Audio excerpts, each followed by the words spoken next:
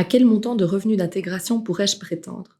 Le revenu d'intégration est une allocation indexée qui doit permettre à chacun de mener une vie conforme à la dignité humaine. Il y a 3 catégories. La catégorie cohabitant signifie que vous vivez sous le même toit que d'autres personnes avec lesquelles vous partagez les charges financières liées au logement, comme par exemple un loyer ou des charges locatives. La catégorie famille à charge signifie que vous vivez avec au moins un enfant mineur à charge ou une personne mineure dont vous avez la charge. Si le demandeur cohabite avec un enfant mineur non marié et un conjoint ou un partenaire de vie avec qui il forme un ménage de fait, le droit couvre aussi ce dernier. Enfin, la catégorie isolée signifie que vous vivez seul dans un logement personnel et vous ne rentrez pas dans les autres catégories. Sur base de l'enquête sociale, le CPS détermine à quelle catégorie vous appartenez.